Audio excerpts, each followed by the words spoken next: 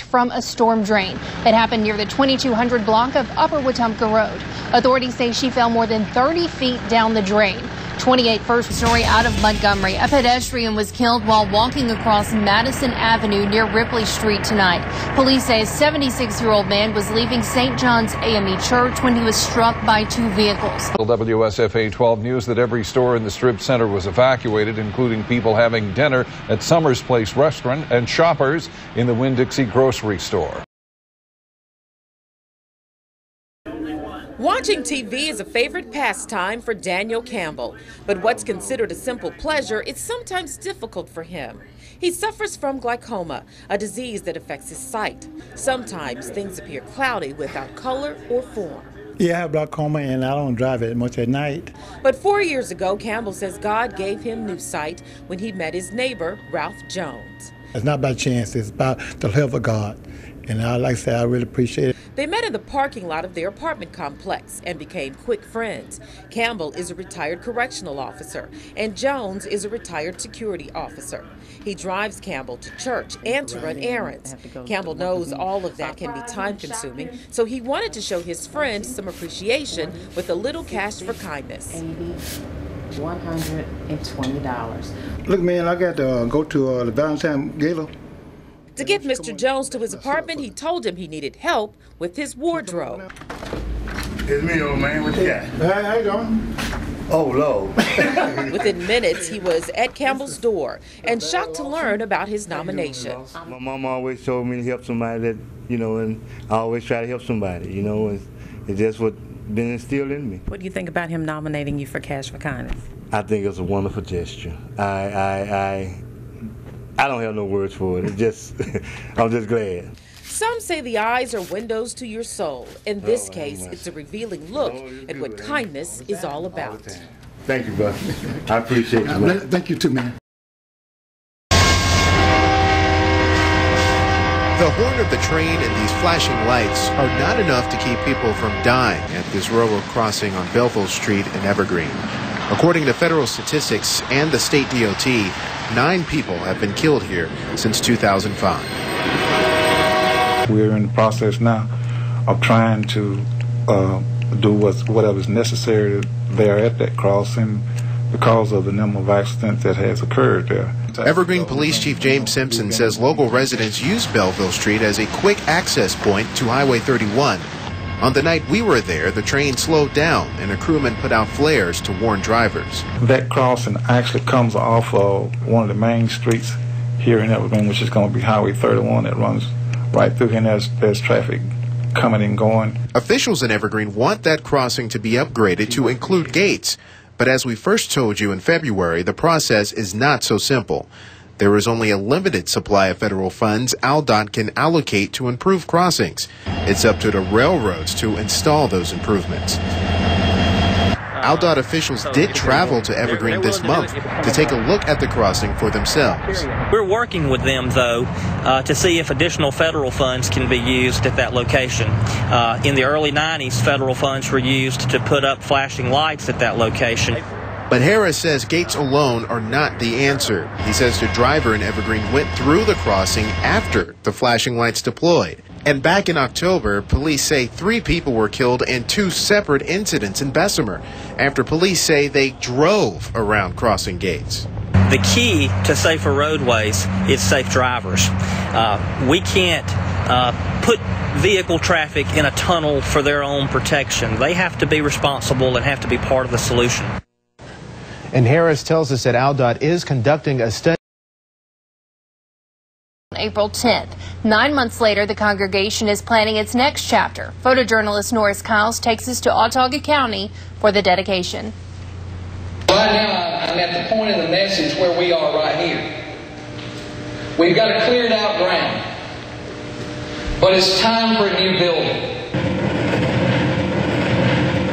Last April, we had a tornado that came through. We had loss of life on the edge of the property here from the Holland family, and it totally destroyed our sanctuary as well as our children and preschool areas of the church. Well, today we had our groundbreaking and the dedication of the place where we're going to be building a new structure. We've got a 17,000 square foot children and preschool building that will be constructed. It'll also house some of our administrative offices. Not only is God in the building of physical plants, but also the building of lives. Our passage today from Ecclesiastes dealt with the rebuilding of our lives. God is faithful. God has stirred people literally from all over the United States to help Boone's Chapel. So we're just absolutely confident that folks care in Alabama and have done so much to help us get back on our feet. The thing that comes to mind the most is the first month that I was with the department. We had several W3 fires, big fires. At 38, I remember thinking, geez, I don't know if I can do 20 years of this.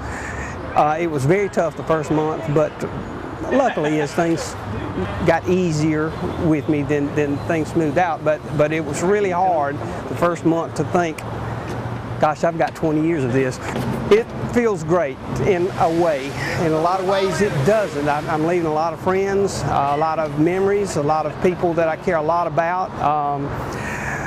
But also it's been a long journey, and it's time for me to go. It's wonderful to be able to serve the people that pay your salary and the people that appreciate you the way that Montgomery does. I've been all over town, and people in Montgomery, when you've done things for them as far as putting fires out and this type of thing, they really appreciate it, and you can see it on their face and you can tell it in their voice.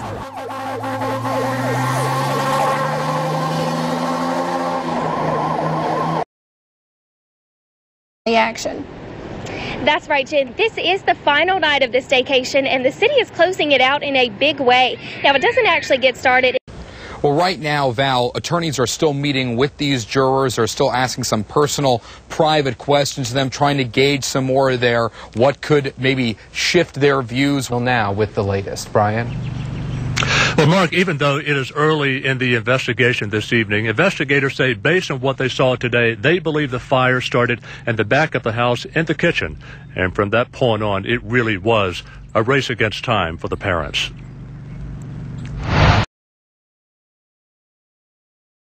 Jeff Jumper is live from the site of ASU's Clock and Block Party. And Jeff, what has the Hornet Nation all gathering on a Friday night? Oh, it's already starting. It doesn't start officially till 6:30, but there's a lot of people here, and there is a lot of school spirit here. Let's cheer! A little bit of a cheer.